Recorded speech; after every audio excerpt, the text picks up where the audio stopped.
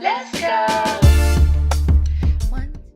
So the purpose of the show, Let's Do Life TV, is basically just so that you guys can have an example of what like healthy community looks like. There's a lot of conversations and things that we'll have about things that are not necessarily talked about as often as they should be. We're going to say the things and dialogue about the things that perhaps you thought, you felt, but just have not felt like you had a safe space to express it. So it's going to be a really good season. You're going to meet a lot of incredible people. We'll feature some of our friends and mentors, people that we admire and that we're in relationship with. So it's gonna be good. Indeed. Come on now, subscribe and hit that notification bell. Let's dream a little. Okay. Who would you love to have on our show in the future? I would love to have. See, we should have filmed this when Transformation was doing that whole crazy face thing, because they had these little tags where it's like, I have crazy faith that, and it was a white box where you put what you had crazy faith for. Yeah. So if I had one of those, I was like, I have crazy faith that Mike Top would be a guest on Let's Do Life TV. Okay. I love Pastor Mike Top and Transformation Church. I love his wife. That's one of my BFFs in my head. The whole fam, the kiddos, everybody. But yeah, I think it would be so amazing to have him on the show. I'm trying to think who I would want on the show. People some other people that I know. Uncle Steve, definitely would love to have him. Steve Harvey? Yes. Oh my God, yeah. On my head. Yeah. Uncle Steve, Uncle Tyler. You know the crew, you know what I'm saying? There'll be definitely some, just some growth, some people that are coming to mind. I would love to have conversations with, Taraji. Oh, I love her. I would love to talk to her about her mission, that nonprofit she has about mental health, because that's my thing. Yes. So I would love to. You know who I would love to have on the show? Who? And you're gonna crack up when you hear this, child. Iyanla Vanzant. Yes, ma'am. Now she tried to play as a Cracker Barrel that time. Oh! And they gonna come. Y'all, she tried it. Tell them about the story, because she tried it. She tried it, y'all. She tried it, fam. LDL TV fam. Listen, we were traveling. We were in North Carolina, and it was late. It wasn't North Carolina. Was it in North Carolina? No, we were on our way back to New York. We were in Virginia, though. Boom, Virginia. Okay, so we were in Virginia. We were at Cracker Barrel. Jill didn't want to go there. I don't know why she hated on Cracker Barrel, but whatever. So it was the only spot that was really open, and so I convinced her, let's go get this Cracker Barrel. I like Cracker Barrel. So we go in the spot. We walk in. We see who was it, 3 or 4? It was 3 or 4. Iyanla was there, but she had guests with her. They seated us right next to her. Yeah, and it was just our table, their table, and I think maybe a third table, but that third table they left. So it was real clear. We walk in, we peep her, we sit down, looking at each other that's Iyanla Vanzant. So we're minding our business. Our waiter comes, he's bubbly. We're talking to him and we're like, didn't we ask him? Yeah, we asked him. I'll ask her. And he was like, I don't really know who that is, but I'll go ask her.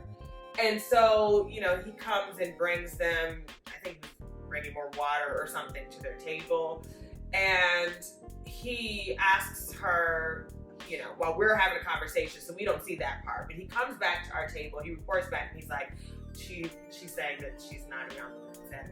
And we look at each other like, wait a minute. We think we know who she is. Child, they all had on all white. They just child, it was her. But right. So then, we are minding our business, eating our food, having our own conversation. And what do we hear? Beloved. Ma'am! Ma'am! Ma'am! We know who you are, ma'am. She called the waiter beloved. Who does that? Nobody calls anybody beloved. Right. Like, she's the only person. She's the only one. So I just felt really, this is the thing. Like,